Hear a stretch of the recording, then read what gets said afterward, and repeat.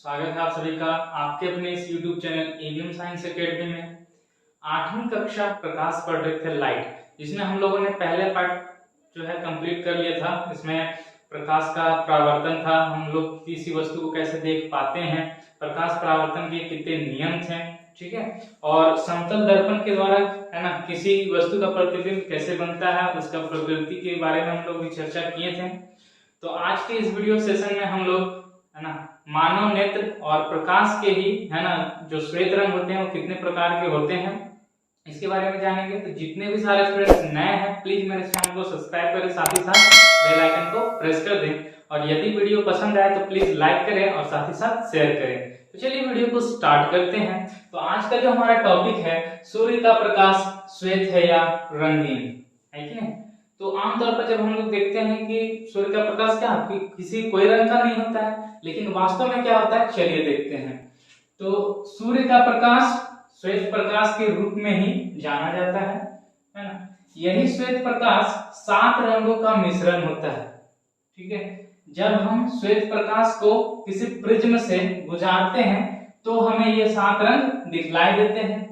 जैसे कि आप इमेज में देख पा रहे हैं है ना कि प्रिज्म द्वारा श्वेत प्रकाश को गुजारा गया है, जो कि 7 रंगों में क्या हुआ है बटा हुआ है ना। ऊपर में देखिए रेड है और नीचे में क्या है वायलेट है।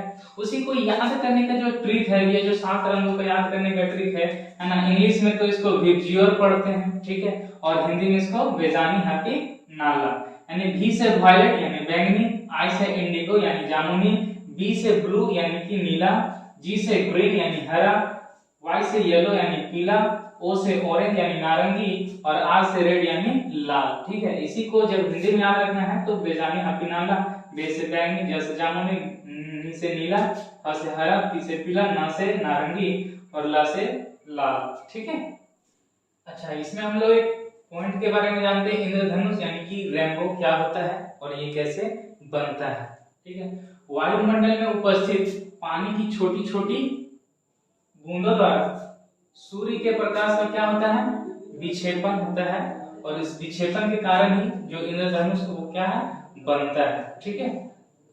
तो जैसा कि आप फिगर में देख रहे हैं, पहले प्रकाश है ना जल की बूंद में पड़ रहा है, उसके बाद उसका विक्षेपण हो रहा है यानी डिस्पर्सन हो रहा है, उसके बाद फिर हमारी आंखों पे पड़ रहा है।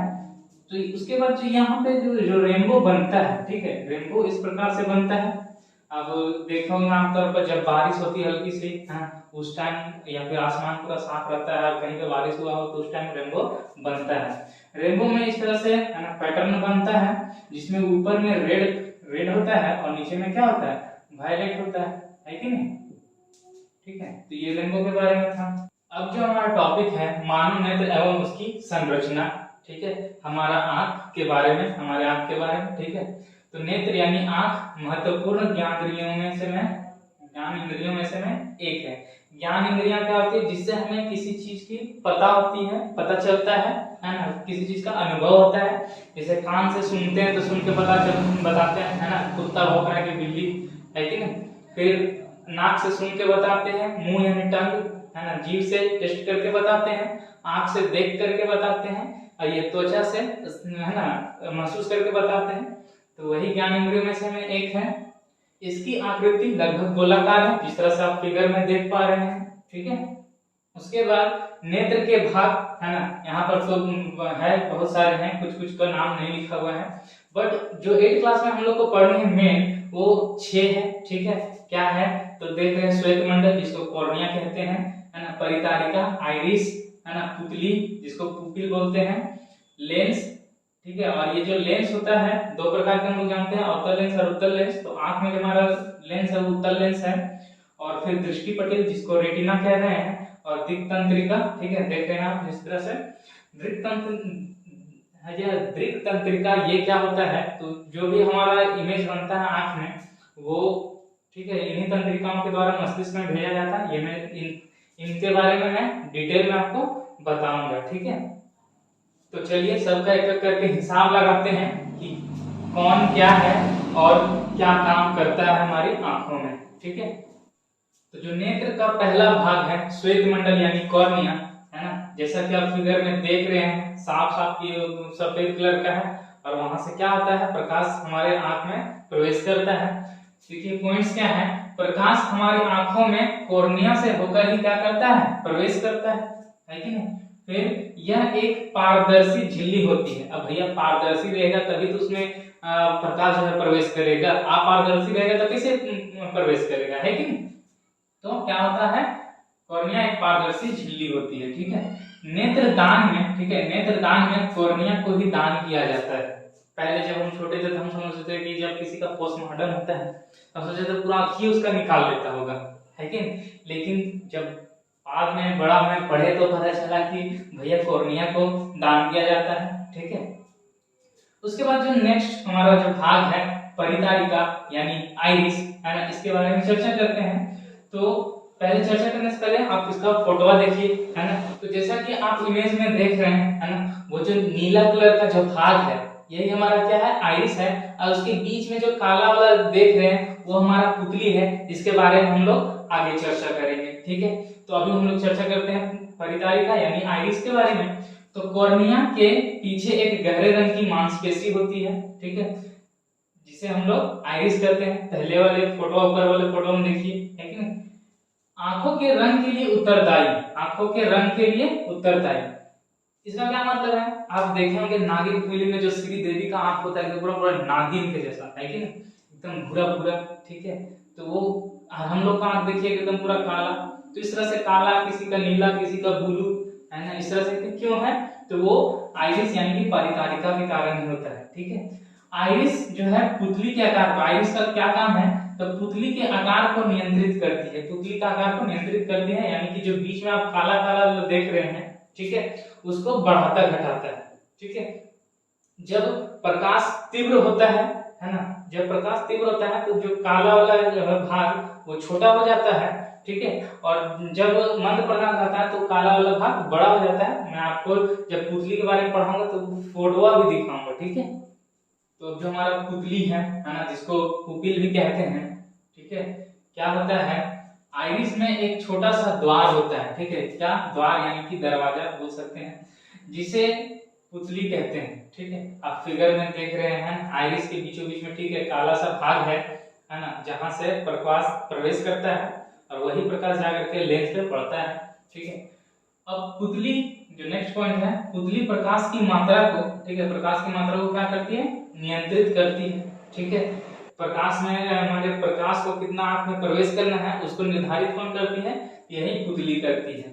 तेज, है ना, यह तीव्र प्रकाश में सिकुड़कर छोटा हो जाता है, और मंद प्रकाश में फैल जाता है। तेज प्रकाश या तीव्र प्रकाश में का सिकुड़ करके छोटा हो जाता है और मंद प्रकाश में फैल जाता है। जैसा कि आप पिक्चर में दोनों को कंपेयर कर सकते हैं, ठीक है। जिसमें ज्यादा बड़ा है काला वाला भाग, ठीक है, वो क्या है, मंद प्रकाश में इसका फैल गया है पुतली, ठीक है। और जो काला वाला भाग छोटा है, ठीक है, उसमें तीव्र प्रकाश में क्या कर लेता है, छोटा कर लेता है। तो ये छोटा बड़ा हो रहा है, लेकिन इसको छोटा बड़ा कर कौन रहा है, अभी हम लोग पीछे पढ़े, है ना, परितारिका यानी कि आइरिस, आइरिस जो है पुतली को छोटा बड़ा कर रहा है, लेकिन, है ना, प्रकाश की मात्रा को नियंत्रित नहीं कर रहा है। प्रकाश की मात्रा को नियंत्रित कौन कर रहा है, हमारा पुतली। अब पुतली को कौन नियंत्रित कर रहा है, तो परितारिका। क्लियर है बात, ठीक है। तो अब जो प्रकाश प्रवेश हुआ पुतली से जाकर के कहां पड़ेगा, लेंस पे पड़ेगा।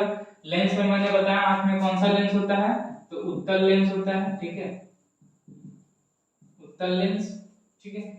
तो अब क्या है कि पहला पॉइंट, पुतली से होकर जो भी प्रकाश प्रवेश करता है वो लेंस पे पड़ता है। लेंस उस प्रकाश को आंखों के पीछे, ठीक है, आंखों के पीछे एक परत जिसको रेटिना कहते हैं पर फोकसित करता है। रेटिना पर क्या करता है, फोकसित करता है। और रेटिना पर ही, है ना, वस्तु का क्या बनता है, प्रतिबिंब बनता है। वस्तु का क्या बनता है, प्रतिबिंब बनता है, जो आगे के पॉइंट्स में है, ठीक है, जब हम लोग रेटिना पढ़ेंगे उसमें, ठीक है। तो इसके बाद जो नेक्स्ट टॉपिक हमारा रेटिना ही है। दृष्टिपटल यानी रेटिना क्या है, तो जहां लेंस प्रकाश को फोकसित करता है ना, क्या करता है, फोकसित, जिससे वस्तु का प्रतिबिंब बनता है उसे रेटिना कहते हैं। हम लोग अगर कोई पूछेगा कि वस्तु का प्रतिबिंब हमारी आंखों पे कहाँ बनता है, तो वो क्या हो जाएगा, रेटिना। रेटिना पर प्रतिबिंब बनता है।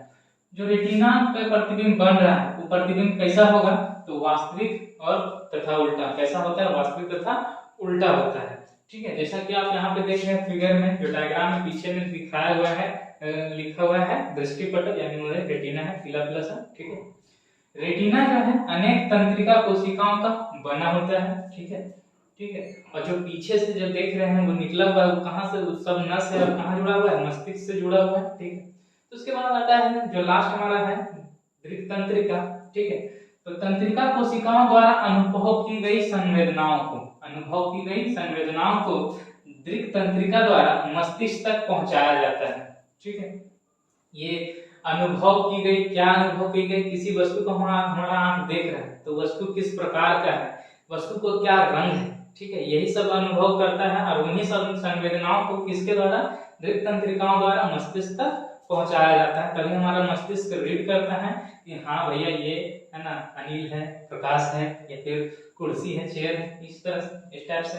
ठीक है, तो ये था हमारा बेसिक सा चीज। अब कुछ नोट्स हैं जो मैंने लिखवाता हूँ, आपको बताता हूँ। ठीक है, तो नोट्स में है ना कुछ बातें हैं। पहला क्या है, वस्तु का प्रतिबिंब हमारी आंखों में है ना 1/16 सेकंड तक बना रहता है। मतलब वस्तु को अगर हमारे सामने से आप हटा भी दीजिएगा तो भी उसका इमेज हमारे आंखों में 1/16 सेकंड तक बना रहता है। ठीक है, नेत्र की, दूसरा है नेत्र की निकट बिंदु, है ना, और दूसरा आप देख रहे हैं दूर बिंदु, निकट बिंदु 25 सेंटीमीटर, दूर बिंदु अनंत। ये क्या है, तो ऐसा है कि हर चीज का एक क्षमता होता है।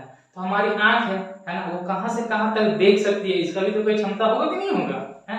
हमारी जो आंख है भले ही क्या है 576 मेगापिक्सल का है। ठीक है, लेकिन इसका भी एक क्षमता है।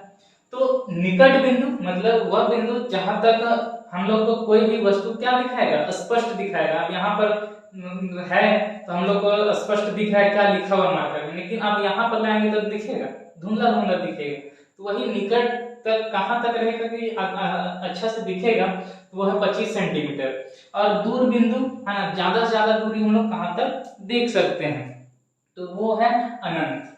अब ये कैसे, अब हम लोग देखते हैं कि जो तारा है वायुमंडल में, ठीक है, वो क्या है वायुमंडल में, क्या बोल सकते हैं, मतलब अंतरिक्ष में। ठीक है, हम लोग तारा को भी देख लेते हैं, है कि नहीं, तो उसका तो दूरी बहुत बहुत दूर है वो तारा, तो इसलिए जो दूर बिंदु आंख का वो अनंत है। अब चलिए हम लोग सारा पढ़ लिए हैं। अब हम लोग जो नेत्र का कार्य है, ठीक है, नेत्र का कार्य मतलब नेत्र कैसे कार्य करता है, इसको हम लोग शॉर्ट में देखते हैं। ठीक है, तो सबसे पहले जो क्या होता है, कॉर्निया यानी कि श्वेत मंडल होता है। ठीक है, यहां से प्रकाश क्या करता है, प्रवेश करता है। ठीक, प्रकाश प्रवेश करने के बाद कहां पे पड़ता है, परितारिका पे, यानी कि आइरिस पर। ठीक है, आइरिस पर पड़ता है। ये जो आइरिस है ना, यही क्या करता है, पुतली, इसके बाद पुतली जो बीच में काला वाला भाग है जिसको पुपिल बोले थे, उसको क्या करता है, नियंत्रित करता है, छोटा बड़ा करता है। तेज प्रकाश आता है तो छोटा कर देता है पुतली को, है ना, और मंद प्रकाश रहता है तो फैला देता है। और परितारिका से प्रवेश करने के बाद प्रकाश कहां पे प्रवेश करता है, पुतली पे। पुतली से ही प्रकाश कहां पे जाता है, फिर लेंस पे जाता है। ठीक है, कहां पे जाता है, लेंस पे जाता है। लेंस क्या करता है, उस प्रकाश को रेटिना पर फोकसित करता है, और रेटिना पर ही क्या बनता है, उस किसी वस्तु का प्रतिबिंब बनता है। ठीक है, तो इस प्रकार से जो प्रकाश पहले कॉर्निया से गुजरता है, फिर परितारिका पर पड़ता है, परितारिका से फिर पुतली पे, और पुतली से फिर लेंस पे, और लेंस पे फिर लेंस जो है उस प्रकाश को क्या करता है, रेटिना पर फोकसित करता है, और वहीं पर क्या बनता है, प्रतिबिंब बनता है। तो आई होप आप लोगों को ये क्लास बहुत ही अच्छा लगा होगा। ठीक है, तो प्लीज मेरे इस चैनल को सपोर्ट करें, बहुत मेहनत किया जा रहा है काफी समय से। ठीक है, तो आज का क्लास यहीं तक, और क्लास जो 8 क्लास का जो विज्ञान है ना, प्रकाश, वो यहीं पर भी समाप्त भी होता है। हाँ, ये जो नेत्र है, ठीक है, नेत्र जो है इसमें क्या होता है कि दोष उत्पन्न हो जाता है, निकट दृष्टि दोष, दूर दृष्टि दोष। तो इसके बारे में हम लोग को जो है हायर क्लासेस में पढ़नी है। ठीक है, तो वो हम लोग जब जाएंगे हायर क्लास में तो पढ़ेंगे। ठीक है, तो फिलहाल फिलहाल के लिए इतना ही। धन्यवाद।